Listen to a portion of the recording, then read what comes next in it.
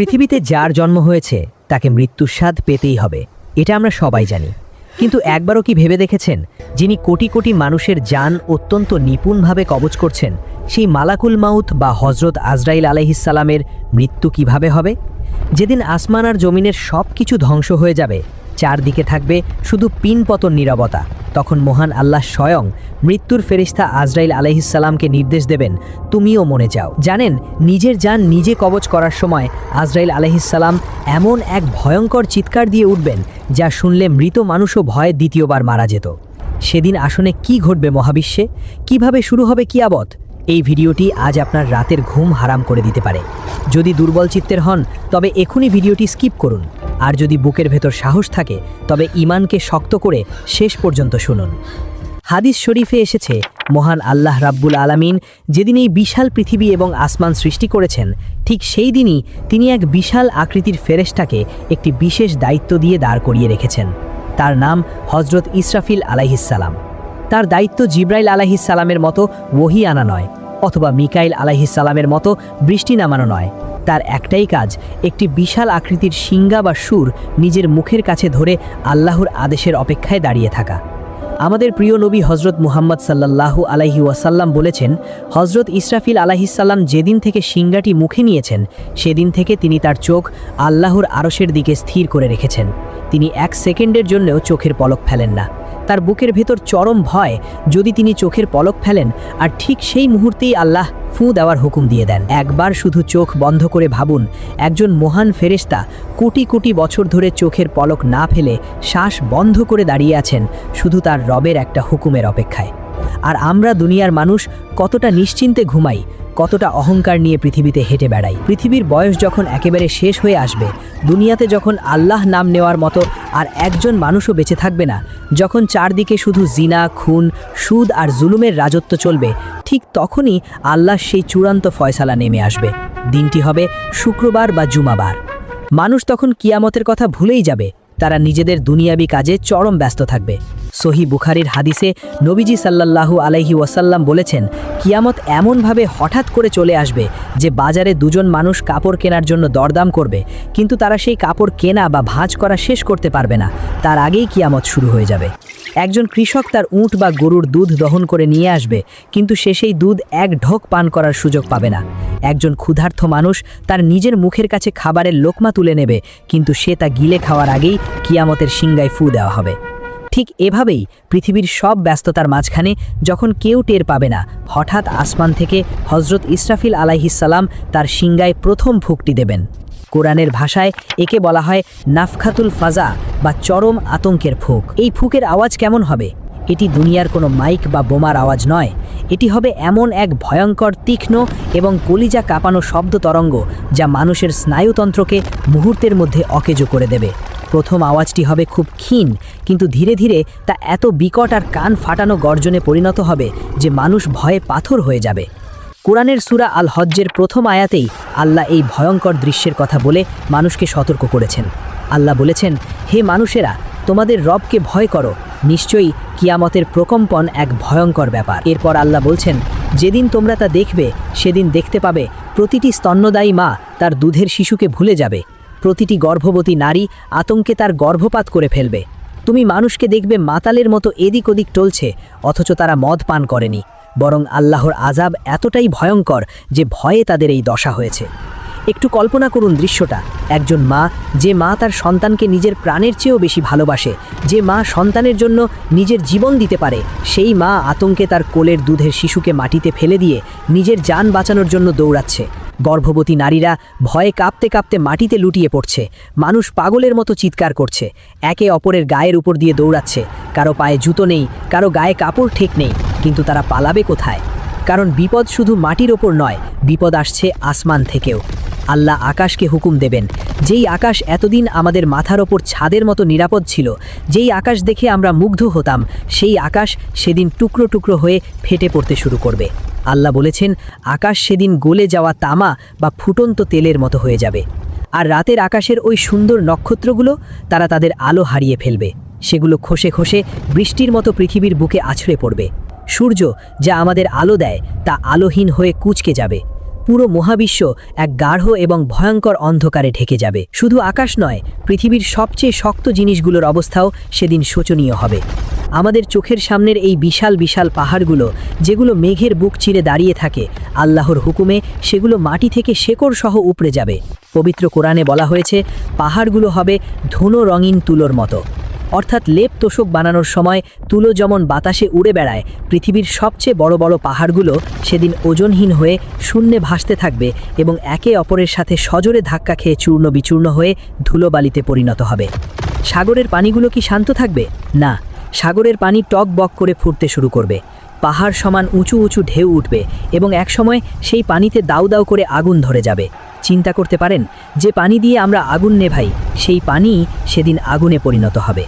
প্রথম ফুকের সেই প্রলয়ঙ্করী আতঙ্কের পর, যখন পৃথিবীর সব মানুষ, সব প্রাণী, বনের বাঘ সিংহ থেকে শুরু করে জিন জাতি পর্যন্ত সবাই ভয়ে দিশেহারা হয়ে এদিক ওদিক ছুটছে, তখন আল্লাহ রাব্বুল আলামিন হজরত ইসরাফিল আলাইহিসসালামকে দ্বিতীয়বার সিংহায় ফুক দেওয়ার নির্দেশ দেবেন। কোরআনের ভাষায় এই দ্বিতীয় ফুককে বলা হয় নাফখাতুস সাইক বা মৃত্যুর ফুক, ধ্বংসের ফুক। এই ফুকটি হবে এমন এক কান ফাটানো আওয়াজ, যা শোনার সাথে সাথে আসমান এবং জমিনের প্রতিটি জীবিত প্রাণী, প্রতিটি আত্মা সেকেন্ডের ভগ্নাংশের মধ্যে মৃত্যুর কোলে ঢলে পড়বে। যে মানুষটি দৌড়াচ্ছিল, সে দৌড়ানো অবস্থাতেই মাটিতে আছড়ে পড়ে মারা যাবে। যে পাহাড়ের গুহায় লুকানোর চেষ্টা করছিল, সে সেখানেই চিরনিদ্রায় শায়িত হবে। সমুদ্রের তলদেশের বিশাল তিমি থেকে শুরু করে আকাশের ক্ষুদ্র পাখিটি পর্যন্ত সবাই এক নিমিষে প্রাণ হারাবে। আল্লাহ পবিত্র কোরআনে সূরা আজ-জুমারে বলেছেন, ততঃপর সিংহায় ফুঁক দেওয়া হবে, ফলে আসমান এবং জমিনে যারা আছে সবাই বেহুশ হয়ে মারা যাবে, তবে আল্লাহ যাদের ইচ্ছা করেন তারা ছাড়া। পুরো পৃথিবী এক বিশাল নীরব গোরস্থানে পরিণত হবে। কোথাও কোনো মানুষের গলার আওয়াজ থাকবে না, কোনো পশুর ডাক থাকবে না, পাতার খসখস শব্দও থাকবে না। শুধু থাকবে ধ্বংসস্তূপ, চূর্ণ বিচূর্ণ পাহাড়, শুকিয়ে যাওয়া সাগর আর ফেটে যাওয়া আকাশ। কিন্তু আল্লাহ আয়াতে বলেছেন, আল্লাহ যাদের ইচ্ছা করেন তারা ছাড়া। এর অর্থ কি? তাফসির কারকরা বলেন, এই সময় পর্যন্ত শুধু 4 জন প্রধান ফেরেশতা, হজরত জিব্রাইল আলাইহিসসালাম, হজরত মিকাইল আলাইহিসসালাম, হজরত ইসরাফিল আলাইহিসসালাম আর মালাকুল মৌত বা হজরত আজরাইল আলাইহিসসালাম আর আল্লাহর আরশ বহনকারী 8 জন ফেরেশতা বেঁচে থাকবেন। তখন আল্লাহ রাব্বুল আলামিন, যিনি চিরঞ্জীব, যিনি সব কিছুর মালিক, তিনি মৃত্যুর ফেরেশতা মালাকুল মৌতকে ডাকবেন। আল্লাহ জিজ্ঞেস করবেন, হে মালাকুল মৌত, আর কে কে বেঁচে আছে? আজরাইল আলাইহিসসালাম অত্যন্ত বিনীতভাবে উত্তর দেবেন, হে আমার রব, আপনি তো সব জানেন। আমি দুর্বল বান্দা বেঁচে আছি, জিব্রাইল আছেন, মিকাইল আছেন, ইসরাফিল আছেন আর আপনার আরশ বহনকারী ফেরেশতারা বেঁচে আছেন। তখন আল্লাহ হুকুম দেবেন, যাও, জিব্রাইল এবং মিকাইলের জান কবজ করো। আজরাইল আলাইহিসসালাম আল্লাহর হুকুম পালন করবেন। সৃষ্টির শ্রেষ্ঠ ফেরেশতা জিব্রাইল এবং মিকাইল আলাইহিসসালামও মৃত্যুর স্বাদ গ্রহণ করবেন।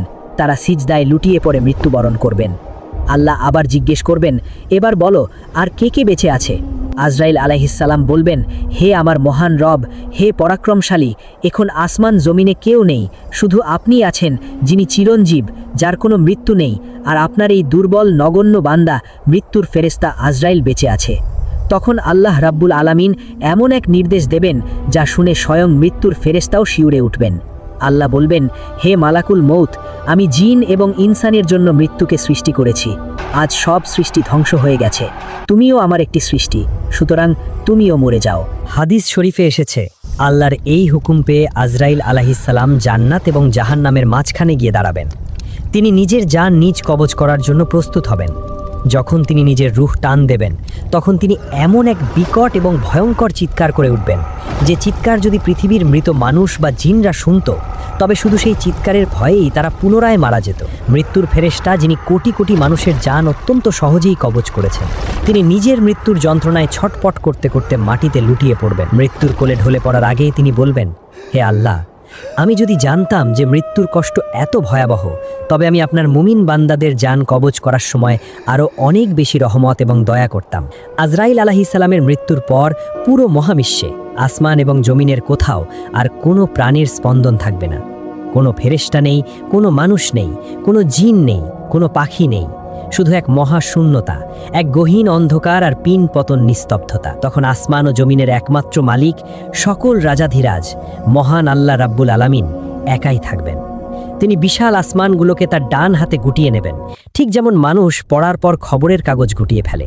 তিনি জমিনগুলোকে তার বাম হাতে গুটিয়ে নেবেন। এরপর আল্লাহ তার নিজ মহিমায়, তার অহংকার এবং পরাক্রমশালিতার সাথে এমন এক ডাক দেবেন যা শোনার মতো কেউ থাকবে না। আল্লাহ 3 বার প্রশ্ন করবেন, লিমানিল মুলকু ইয়াওম, অর্থাৎ আজকের দিনে রাজত্ব কার?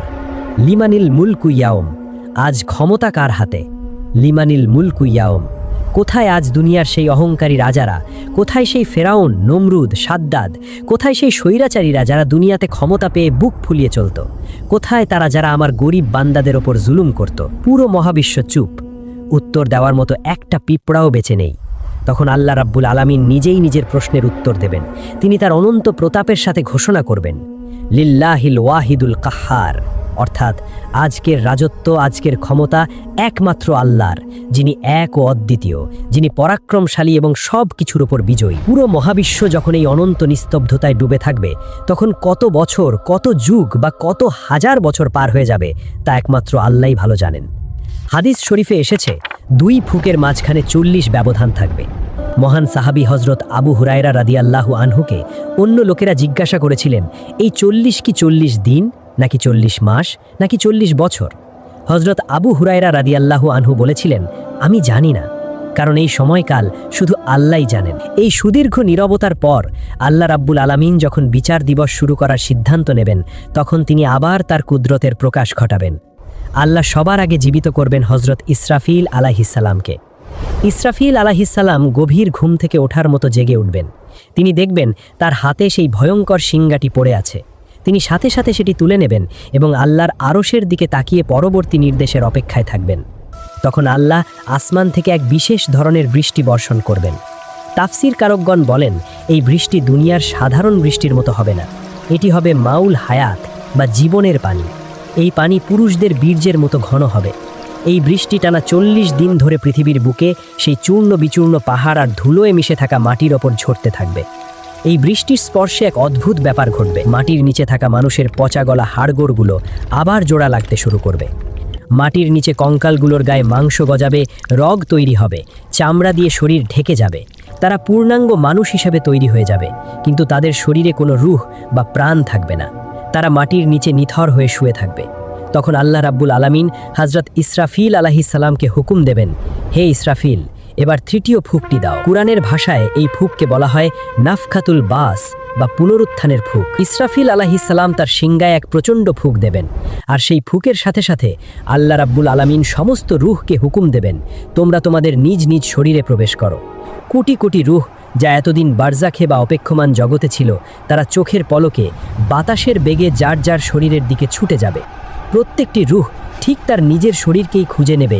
কোটি কোটি মানুষের ভিড়ে একটা রূহও ভুল করে অন্যের শরীরে ঢুকবে না। আর ঠিক তখনই পৃথিবীর মাটি ফেটে চৌচির হয়ে যাবে।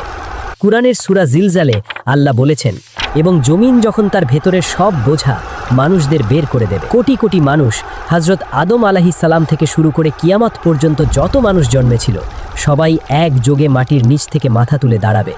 তাদের গায়ে কোনো সুতো পরিমাণ কাপড় থাকবে না, পায়ে কোনো জুতো থাকবে না। তারা সবাই মাতালের মতো, পাগলের মতো মাটি ঝাড়তে ঝাড়তে উঠে দাঁড়াবে।